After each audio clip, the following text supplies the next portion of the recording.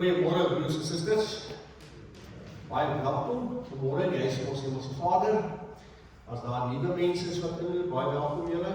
En as jy heeltemal nie is en jy word deel van die gemeente, ons sal jou naam op 'n vorm neem daar agter.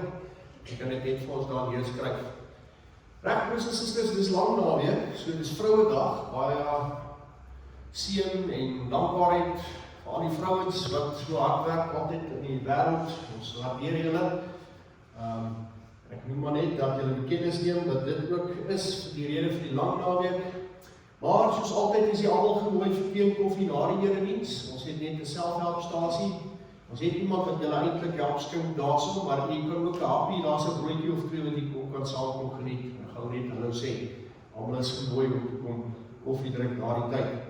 Ek wil net 'n paar goeders vir julle noem. Jy moet onthou dat ons altyd 'n opsomming van die preek daar agter het op 'n blaadjie. Kyk maar net die datums. Ek kan nou die vorige 2 Sondae en ook daar los. Dis maar sodat jy kan volg in die erediens as jy wil, soos wat ek deur die punte gaan. Of jy kan selfs dit in die week bietjie gaan deurlees en net 'n nabetragting hê oor die woord wat jy gehoor het vandag. Dat jy dit mooi inskerp, want dis waaruit ons lewens leef, net. Dit wat ons hier leer, beïnvloed ons dade en ons denke en die goeders wat ons sê. Dan broers en susters, wil ek net noem dat natuurlik sal die kinderkerk en die katedese volgende Sondag hervat, so jy kennis daarvan. En dan onthou die poskas wat ons hier om die hoek het, hy is redelik gepak. As jy iemand ken wat die behoefte het om van dit te neem, kan jy dit daarso vir hulle neem en gaan gee. Maar as jy ook kan help om dit ook bietjie aan te vul, sal ons dit ook waardeer. Dankie vir die diakens wat hom die laaste keer mooi volgemaak het. Dan ook broers en susters, onthou vir Nathaniel konsert hier by die kerk, dis die 28ste Augustus. Jy het die afkondiging seker al op die Facebook gesien en ook op die WhatsApp groep gekry. Stuur maar so 'n bietjie aan vir mense wat daar belangstel om na hom te kom kyk. Hy kom weer optree vir ons. En die videoetjie wat ek ook vir julle gegee het, noem my ons pertinent gesê dat hy nou al 'n redelike verhouding met ons het. So stuur dit ook maar net vir die mense aan. Onthou van die bazaar, ons bazaar is die 31ste Oktober, so dis die laaste dag van die maand in Oktober. Dis op die Saterdag, kom wees deel van die dag. Jy sal ook binnekort en so met die tyd sal hoor waar jou wijk ingedeel is. Kom help met die stalletjies, kom werk saam, kom kuier saam. Jy weet, dis altyd 'n baie lekker dag. Dan het ons ook 'n boekie wat ons tans uitgee in die kerkkantoor met 'n klomp kaartjies in, daar's 10 kaartjies. 'n kaartjie kos R50. Eerste prys is 'n skaap. Wat dit behels is jy kan self sê hoe jou skaap opgesny gaan word, so skryf in daarvoor. Die kaartjies is R50, die tweede prys is R1000 en die derde prys is R500. So jy kan 'n boekie kom haal, kaartjies gaan verkoop en dan as jy die 9 verkoop het, is die 10de kaartjie joune en sal ons jou nommer dan ook in die trekking sit. Goed, dan donderdag kom projektes by mekaar, 10:00 by die kerk. 'n bietjie saam te gesels weer, aan ons senior lidmate, ook die Bybelstudies op donderdag, jy moet maar net kyk op die groepies wat ons het op WhatsApp. Een is 10:00, wel hierdie ene vir nou is 9:00, maar is eintlik altyd 10:00, dit is net so vroeg projektes dan, en dan 7:00 in die aand, het ons ook hier by die kerk of aanlyn. Ek stuur altyd 'n skakel, so jy kan deur die internet inskakel en deel wees van die donderdag aand Bybelstudie. Reg. Dan vir vergaderings kan ek maar net doen by die finansiële komitee vergader Dinsdag aand om bietjie te praat oor die finansiële sake en dis meer. En ook in die maand later sal ons gemeentevergadering hê en dan sal hier op hoogte gebring word ook van die solar installering wat ons ingesit het en hoe dit dan so aan die gang is. Reg, dit was te veel.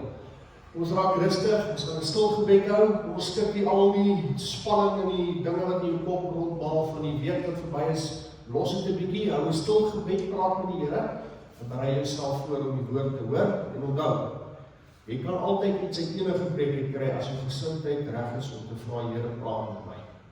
Dan gaan jy vanmôre 'n paar goed hoor, en dat jy dit gaan oefen. Geloof is iets wat jy oefen. Dis nie iets wat sommer net van self kom nie, jy bely jou geloof, maar jy oefen dit verder. Daai verhouding met God en hoe jy dit dan leef deur die jaar. Ons sluit ons oor, ons raak rustig. Ons sluit ouer stil gebed.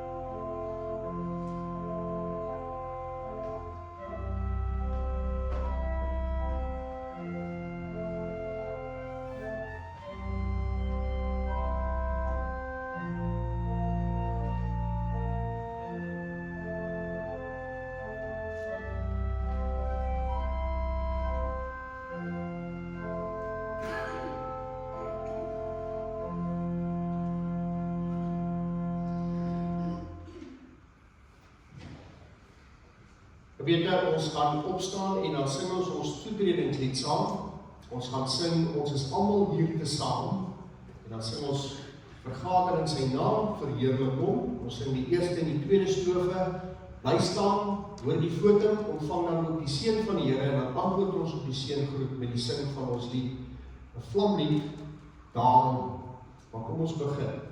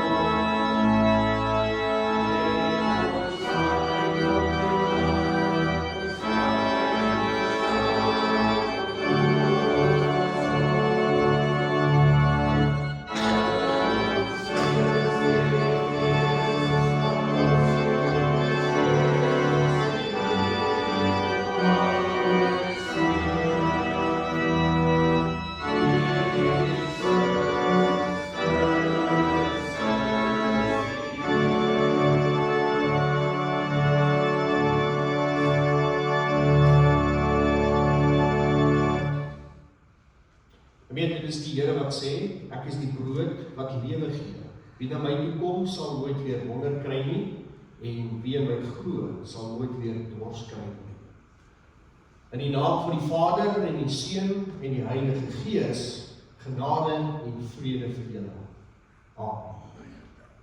Ons antwoord op die Here se seën.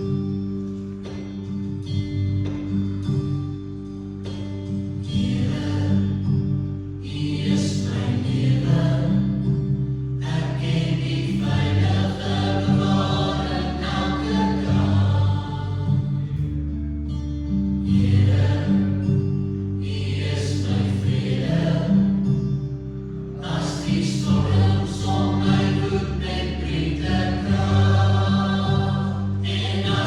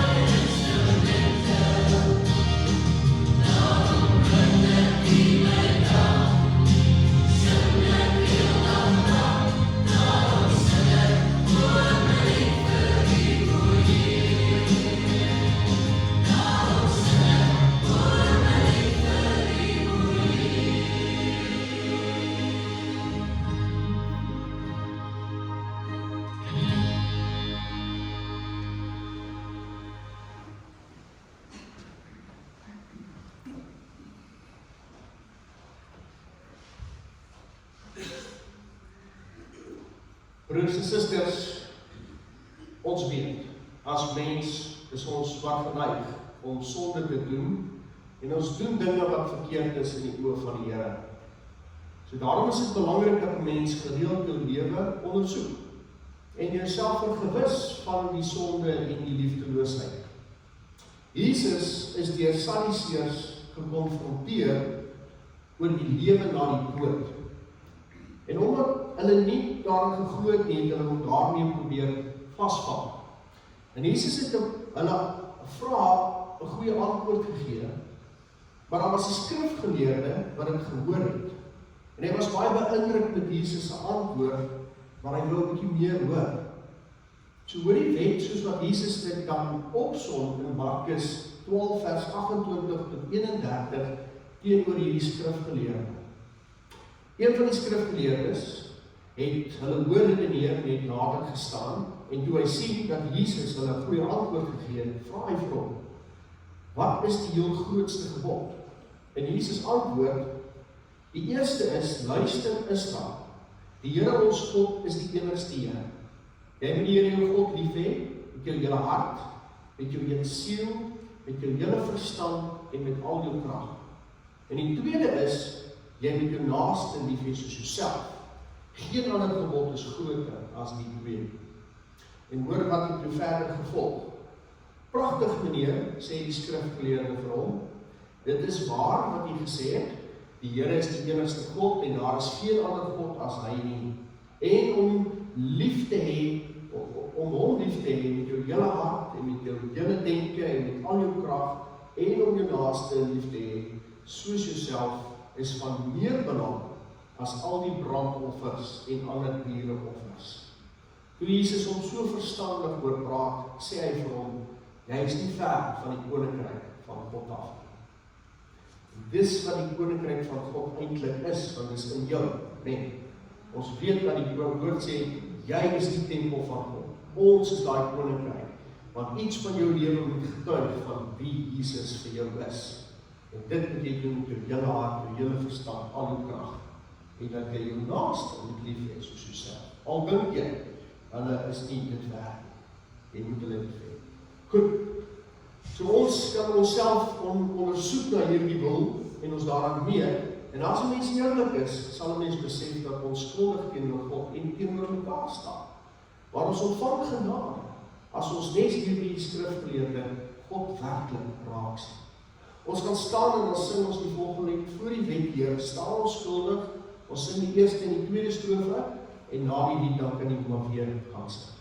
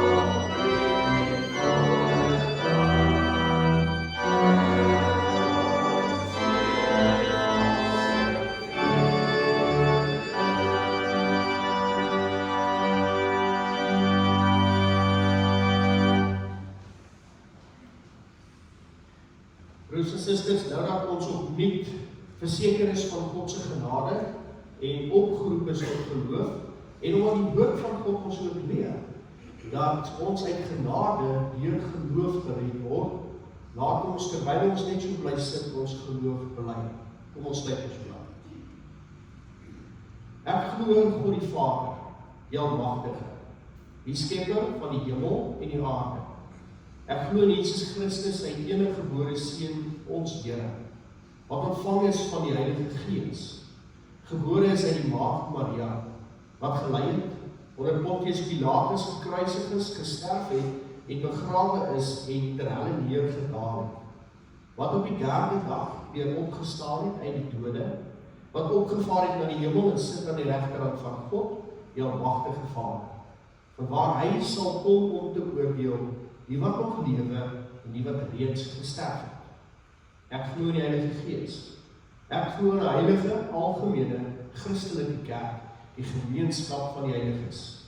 Ek glo in die vergifnis van sondes, die opstanding van die vlees en die ewige lewe. Here, dankie dat ons die voorreg het om vanmôre stil te wees in die teenwoordigheid, om na die woord te luister en toe te laat dat die Heilige Gees ons hart bewerk. Here, ons sê dankie dat U ons elke dag veilig hou, om te bewaar en met ons is. Here, help ons altyd om 'n wag voor ons mond te sit.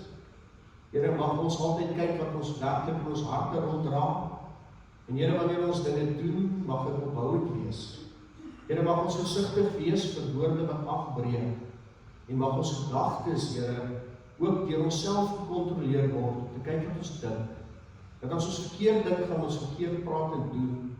Maar as ons reg dink, met U praat, in gebed is met U, Here, dan weet ons dat dit wat ons gaan sê en doen, is altyd in lyn met die liefde wat U graag by U kinders wil sien. Here, dan bid ons vir mense wat U nie ken nie, mag U in harte aan die werk wees deur die Gees. Mag ons en daar ons ook met mense te doen kry, Here, 'n voorbeeld vir hulle stel. Dat daar waar hart, haat en negativiteit is, mag ons vrede en rustigheid bring. Here, wat ons werk is om 'n lig te wees in die duisternis, om anders te wees as die wêreld, en juist die liefde bekend te maak, ongeag of die wêreld vir ons dieselfde liefde teruggee. Want is die liefde wat ons eerste gevoel het, en dis wat ons bereid is om uit te leef elke dag. Here, dan bid ons dat U woord met ons praat. Ons bid, Here, dat hierdie woord van U vir ons die rigting aanwys. Mag dit sin maak, mag ons dit met oop harte daarna luister, en mag dit ons iets gee, Here, om aan vas te hou en te herkou, sodat ook sigbaar mag wees in hoe ons lewens leef. Verder, Here, bid ons vir mense wat siek is, dat U sal help om te genees as U wil is. Ons bid vir mense in moeilike omstandighede, dat U ook vir hulle sal help om antwoord en uitkomste te vind. En ons bid dit in Jesus se naam. Amen. Broers en susters, soos ek gesê het, lees ons môre uit Joël. Dis het nou gevolg in die Bybel aan die pad tot hierso toe. Dis een van die kleiner profete. En dit gebeur so in die omgewing van na die ballingskap, min of meer, hulle dink so, ons is nie presies seker nie. Maar hierdie profeet dan praat hier oor 'n baie belangrike ding as hy met die volk praat. Maar kom ons lees, en jy sien die tema, wanneer die geloofsgemeenskap tussen die nood en God gaan staan. Ons lees Joël 2, vers 12 tot 17. Kom terug na my toe. Want nou sê die Here, kom met julle hele hart terug na my toe. Vas, huil en treur. Skeur julle harte, nie julle klere nie. Kom terug na die Here julle God toe. Hy is genadig en barmhartig, hy is lankmoedig en vol liefde. Hy is bereid om straf te herroep. Wie weet of hy nie die straf sal herroep nie, en of hy nie weer voorspoed sal gee nie, sodat daar weer graan en dankoffer sal wees vir die Here julle God. Blaas die ramshorings in Sion, bepaal 'n dag om te vas, roep die gemeente bymekaar, roep die volk op, reinig die gemeente, laat die leiers bymekaar kom, bring die kinders bymekaar, selfs die wat nog drink. Die bruidegom moet uit sy kamer uitkom en die bruid uit haar witte broodskamer. Die priesters wat in die diens van die Here staan, moet tussen die voorportaal en die altaar gaan staan en huil. En hulle moet sê, betoon medelee met die volk, Here, moet die volk wat aan U behoort tot 'n bespotting maak, sodat die nasies met hulle sal spot nie. Waarom moet daar onder die volke gevra word, waar is Israel se God? Ons lees tot sover. Dit verseker ek julle, die luister na wat ek sê en in hom glo wat hy gestuur het die ewige lewe, sê Jesus.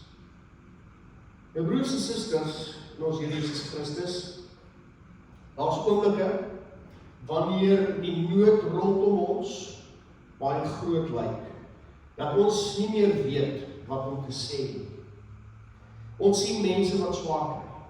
Daar's gesinne wat onder verskriklike spanning leef. Daar is kinders wat op verkeerde paaie gaan. Daar's mense wat siek word. Verhoudings wat verbrokkel. Gemeenskappe waar misdaad, armoede en wanhoop al hoe dieper stry. Ons kyk na die wêreld en ons wonder, Here, waarheen is alles op pad?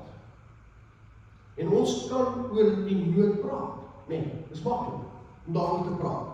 Ek en jy kan die nood wat ons sien, kan ons ontleed. En sê, miskien is dit die rede, dalk is dit die oorsaak, is waar dit vandaan kom. Ons kan daaroor kla. Nee, en sê, ag, kyk hoe sleg gaan dit. En ons kan probeer skuldiges vind en sê, dis jou skuld, dis jou skuld. Hoekom doen jy dit nie? Waarom het jy dit nie gedoen nie? Maar Joel kom en hy wys vir ons 'n ander moontlikheid. Die geloofsgemeenskap, sê hy, kan tussen die nood en God gaan staan. So Joel praat met 'n volk. En ons moet 'n bietjie die agtergrond ken. As jy nou daai bladsy wat ek op die WhatsApp ook vir julle stuur, daai mooi gekleurde ding wat Joel, dan sal jy sien. Joel, die volk wat hy mee praat, die springkaan het gekom en alles opgevreet. En nie dit nie, die lande lê kaal, nou is dit ook 'n droogte wat hulle trek. Al hierdie drama, al hierdie dinge wat op hulle pad kom. So hy praat met 'n volk wat deur geweldige ramp getref is. Soos ek sê, springkane en die land kaal gevreet, die oes is vernietig, die ernstige droogte het nou gevolge. En daar is nie net hierdie ekonomiese verlies wat gebeur het nie, daarmee saam natuurlik kom die geestelike krisis. Want nou begin die mense moed verloor.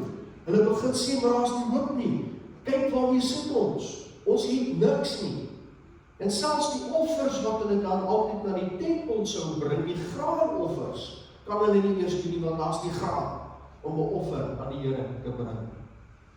En dan tog nog hoor ons God se stem. Hier in die donker tyd. Daar staan, want nou sê die Here, kom met julle hart terug na my toe. En dit is nogal merkwaardig.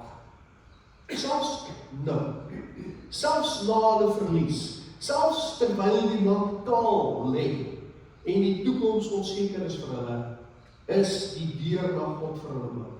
Hulle kan na God toe gaan. Dis die een ding wat nooit verander nie, hulle kan na God toe gaan. En ek deel graag die volgende paar gedagtes met julle. Hier is die eerste punt met handskryf. En dis die eerste ding wat ek dink hierdie gedeelte vir die volk sê, maar ook vir ons gedeelte moet sê, is dat keer eers self met jou hele hart na God terug. Begin by jou.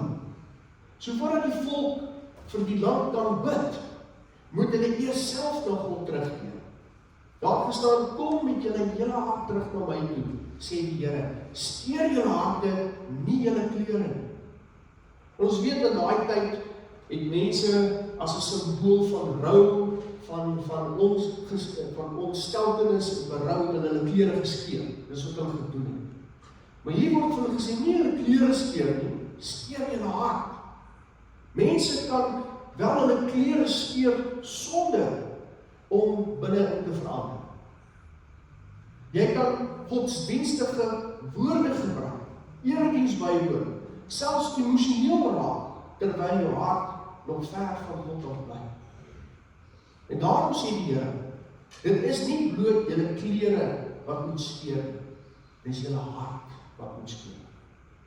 Ware bekering is nie net om sleg te voel oor die gevolge van ons keuses nie. Dit is om na God toe om te draai.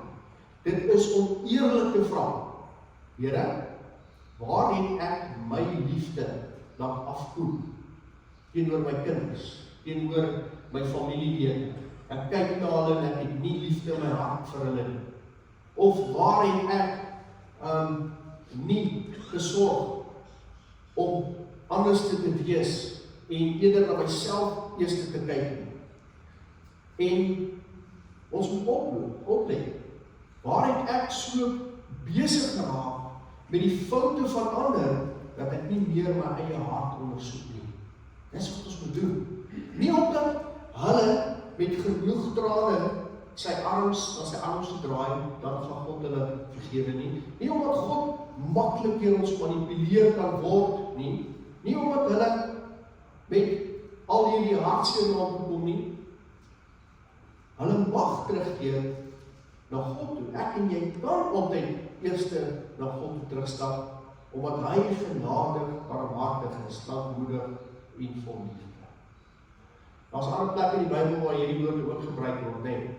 Dat God sê, ek is genadig, barmhartig, lankmoedig en vol liefde. En jy vind dit in Exodus 34. En dis wanneer God homself aan Moses bekend maak. Hy sê vir Moses, dit is wie ek is. En God weet ons is onveranderlik, nee. So as hy sê, ek is genadig, ek is barmhartig, ek is lankmoedig, ek is vol liefde, dan is dit hoe God is. Dis sy karakter, onveranderlik. En hierdie woorde dan wat hy vir Moses sê, is ook wat hier gesê word vir die volk. Sy genade is nie 'n baai wat oor hom kom nie, dat hy so nou en dan genadig is nie.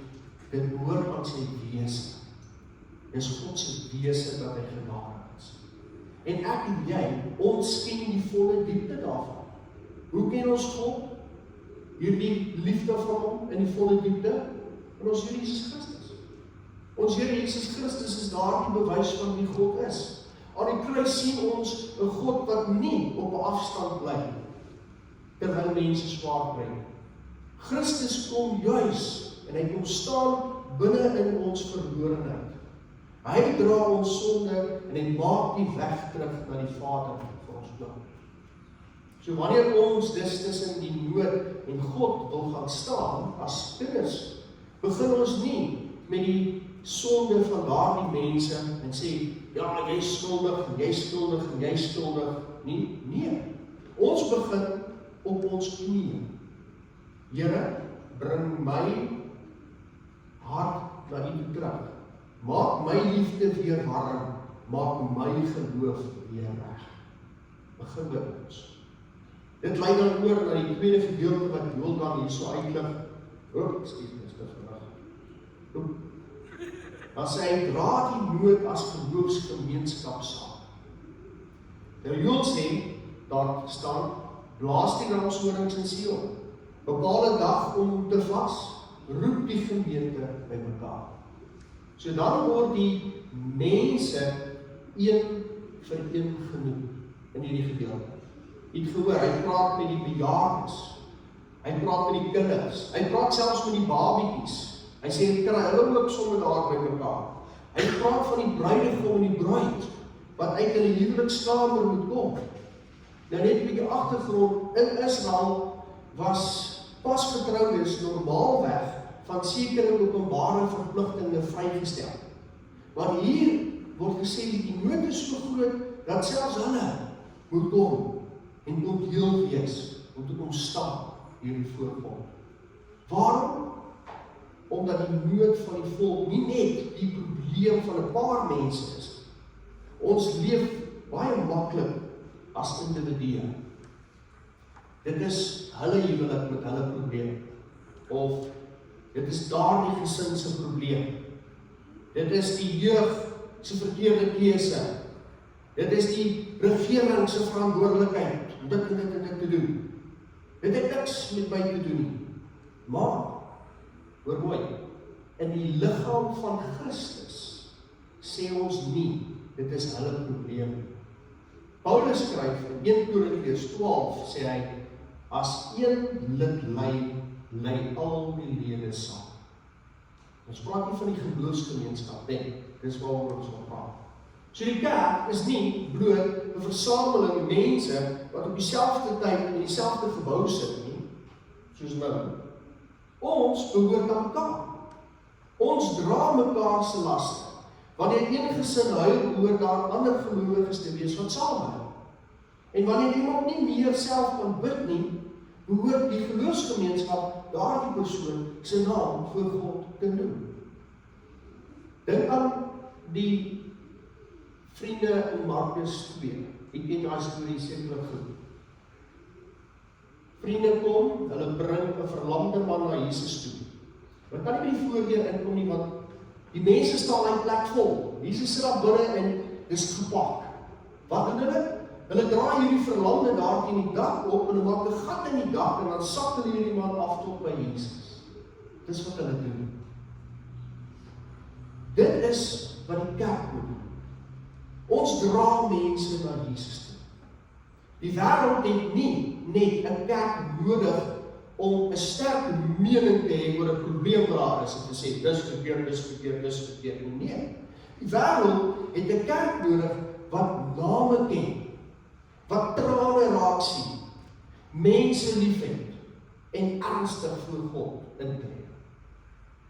Dit bring my dan by daai derde gedagte. Is dat gaan staan binne tussen die nood en God se genade. So Joel skets dan uiteindelik hierdie aangrypende toneel. Die priesters wat in diens van die Here staan, moet tussen die voorportaal en die altaar huil en bid. Betoon medelee met die volk, Here. Dis die prentjie. So die priesters staan in die tempelhof, tussen die ingang na die heiligdom en die brandoffer, altaar. Agter hulle lê die nood van die volk, en voor hulle is die plek van offer, en ook die ontmoeting met God. En daar gaan staan hulle en hulle bid. Hulle ontken nie die ramp wat hulle getref het nie. Die sprinkane het alles opgevreet, die droogte het die land verwoes. Hulle ontken dit nie. Hulle maak nie asof hulle goed is nie. Ons is so wonderlik, ons verdien nou hierdie hulp en teenwoordigheid van God nie. Maar as hulle hierdie ellende rondom hulle sien, dan weier hulle ook om te glo dat hierdie ramp wat hulle getref het, dat dit die laaste woord het. En dit is wat voorbereiding is. Om die pyn van mense ernstig genoeg op te neem om dit in die teenwoordigheid van God in te dra. Dis voorbereiding. Ons is nie die verlossers van die wêreld. Ek en jy is nie die verlosser van die wêreld nie.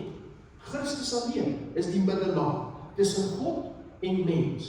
Maar omdat ons aan Christus behoort, word ons geroep om verander in te tree.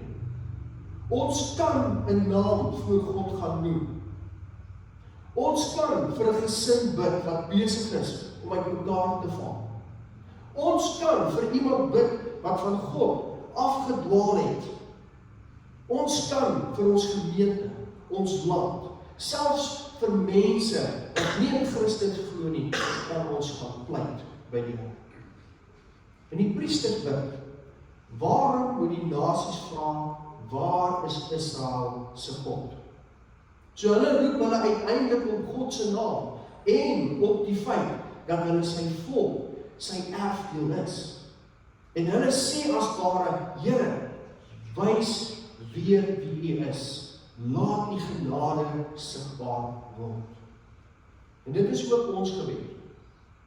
Here, laat mense deur U kerk iets van Jesus sien. Laat hulle U liefde beleef wanneer hulle betrokke is. Laat hulle U trou ontdek wanneer alles rondom hulle wankel. En nou sluit ek af. Miskien kan jy nie hierdie week al die nood rondom jou oplos nie. Jy kan nie alle siektes genees, elke verhouding herstel, of elke verkeerde besluit ongedaan maak. Jy kan. Maar jy kan gaan staan. Jy kan tussen die nood en God gaan staan. Nie met jou eie krag nie, maar met geloof in Jesus Christus. Jy kan met 'n teruggekeerde hart bid. Jy kan saam in die geloofsgemeenskap ander se las dra. Jy kan 'n mens se naam in God se teenwoordigheid noem en pleit, Here, betoon medelee. Here, gryp in. Here, laat u genade sigbaar word. Die belangrikste vraag is dus nie net wat gaan met ons wêreld gebeur nie en wat is aan die gebeur in die wêreld nie. Die vraag is ook, waar sal die kerk staan terwyl dit gebeur? Jy is die kerk. Ons is kerk. So mag ons nie op 'n veilige afstand staan en net kommentaar lewer. Mag ons naby genoeg staan om die nood te voel en naby genoeg om aan God leef in ons eie lewe om die nood na hom toe te dra. Want selfs nou roep God ons terug. Selfs nou is hy genadig en barmhartig. En selfs nou mag die geloofsgemeenskap saam bid. Betoon medelee met die volk. Here. Amen. Kom ons sluit ons oë, kom ons bid saam. Ons almagtige Hemelse Vader, Here, ons dankie dat ons uit die woord altyd iets kan leer. Here, dankie dat ons ook gevra word om altyd selfondersoek in te stel. Want niemand van ons is perfek nie. Nie die dominee nie, nie die ouderlinge nie, vir die diakens nie, nie die gemeentelede nie. Ons almal, Here, is groeiend in ons lewens besig om te groei in ons karakter wat geskool word op die vrug van die Gees. Here, dankie dat ons uit die woord uit kan hoor en leer en ontwikkel. Dankie Here dat ons hier hoor dat ons tussen die nood en U kom staan. En dit vra nie dat ons hierdie wonderbaarlike dinge moet regkry nie, selfs om net te bid vir iemand. Selfs om te bid vir die mense wat ons nie eintlik baie van hou nie. Selfs om te bid, Here, vir omstandighede waar ons in ons individualiteit nie eintlik 'n groot verskil kan maak nie. Is dit wat ons moet doen? Ons word gevra om te verskyn daar waar ons moet wees om U liefde in die wêreld bekend te maak. En Here, help ons om dit te oefen, want ons doen dit nie van self nie. Dis nie dat ons maandag vir daardie moeilike mens wat ons mee saamwerk regtig wil sit en bid nie. Dis nie ons ding om altyd vir ons familie of ons kinders wat ons voel ons toe nagekom het, of 'n neefie en 'n niggie wat in die geskiedenis ons leed al gedoen het, vir hulle te bid nie. Here, ons sukkel partykeer om op te staan en te erken dat ons self ook nodig het om net vir die knie te buig in U teenwoordigheid. En daarom vra ons, Here, dat die Gees altyd met ons sal karre, dat U ons altyd sal help om te wonder waar kan ons beter wees as wat ons gister was, en dat U ons sal lei deur die Gees om aan te hou groei, sodat ons tussen in kan staan, tussen die nood en U, en dan ook ons verantwoordelikheid aan te neem, deur mekaar te dra, mekaar op te dra aan U, en dit so te doen, Here, sodat U liefde sterk sal vloei in die harte. Here, dankie vir die voorreg wat ons het, om U woord te luister en te hoor. Help ons om dit uit te leef. Dankie vir al die voorregte en die gawes wat ons het, ook die dinge wat ons so maklik miskyk. Maar mag ons ook, Here, ander mense raak sien, en ook bydra tot hulle harte se vreugde, dat U liefde ook so sienbaar mag wees. Here, ons bid hierdie dinge, niemand ons het verdien het nie, maar ons reageer op U liefde vir ons, en U genade wat U vir ons het. Ons bid dit in Jesus se naam. Amen. Ons gaan staan, ons sing ons slot, saam ons gaan 2 keer weer sing. Ons sing soek allereers die koninkryk van God, en daarna ontvang ons die seën, en dan sal ons bly staan vir die sing van die Amen, waarna U weer gaan sit asseblief.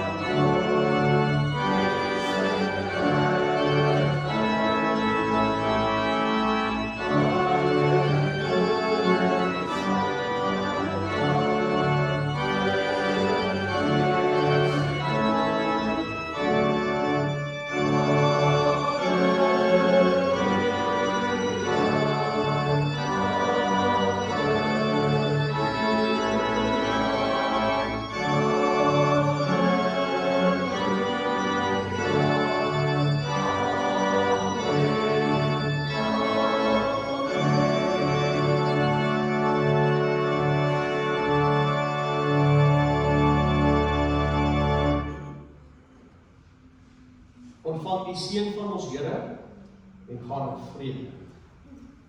Die Here jou God is by jou, hy is vol vreugde oor jou, hy stil